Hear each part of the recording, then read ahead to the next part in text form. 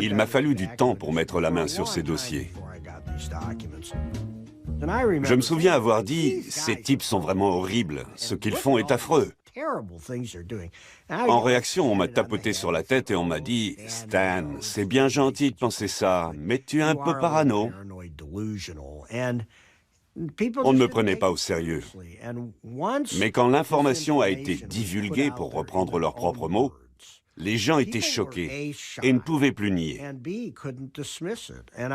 Et je pense que de la même façon, le travail que Christine effectue actuellement va changer leur regard sur l'industrie sucrière.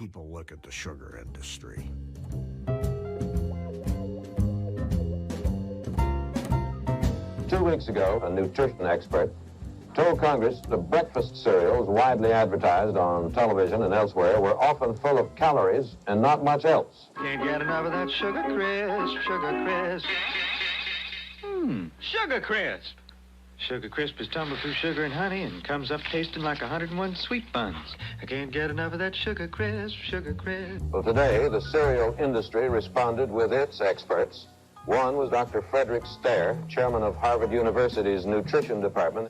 He said that, on the contrary, a breakfast including dry cereal was as good as bacon and eggs, or better.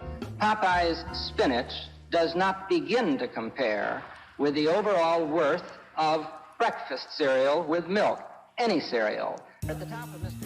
Entre Fred Stare et l'industrie sucrière, c'est une longue histoire. Ils ont commencé à travailler ensemble dès 1952. Fred Stare était directeur du département de nutrition à l'Institut de santé publique de Harvard. Il n'y avait pas plus crédible que lui. Son département de Harvard reçoit de l'argent de l'industrie sucrière depuis les années 40. Et il s'agit de sommes importantes, des centaines de milliers de dollars. À l'époque, c'était beaucoup d'argent. À partir des années 70, Fred Stare est devenu le principal porte-parole des industriels à travers leur campagne de communication. Il intervenait à la radio et dans les émissions matinales à la télé pour diffuser leur propagande.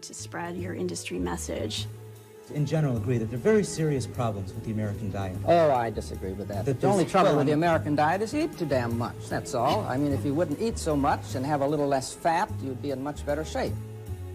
Il avait une rubrique dans un journal qu'il pouvait utiliser pour faire passer n'importe quel message. Il a écrit des livres à succès.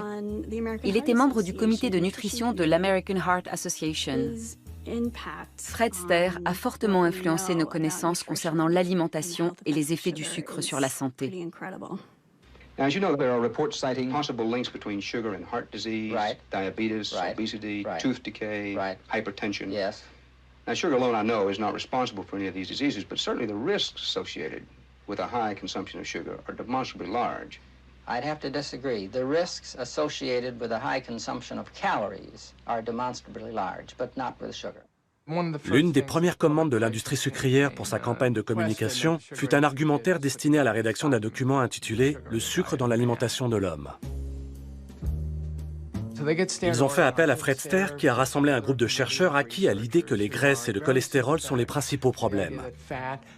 Or, aucun d'eux n'était spécialisé dans la recherche sur le sucre.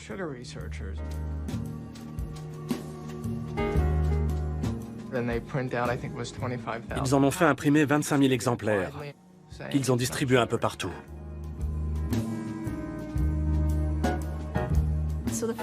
Le premier document que j'ai trouvé portait sur la publication de ce livre blanc. Il était destiné aux porte-parole des différentes campagnes de communication de l'industrie sucrière et les préparait aux questions que les journalistes pourraient leur poser.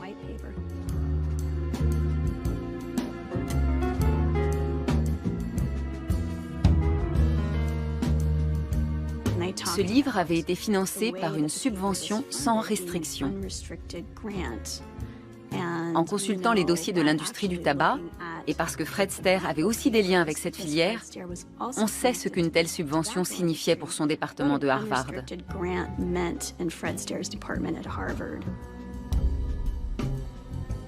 C'est censé être un don d'argent non affecté à un projet spécifique. Mais Fred Stare a dit à l'industrie du tabac, « Nous dirons que c'est une subvention sans restriction. Vous nous donnez les fonds et nous vous fournissons les études que vous souhaitez. »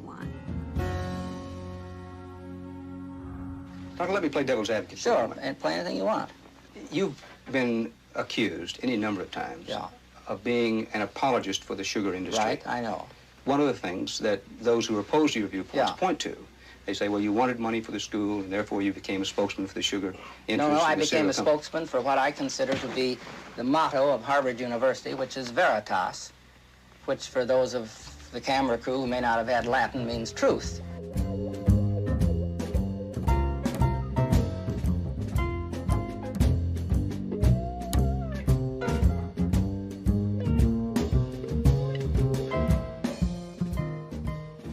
Si autant de programmes de recherche sont financés par l'industrie, c'est entre autres parce que le gouvernement a fortement réduit son budget dans ce domaine.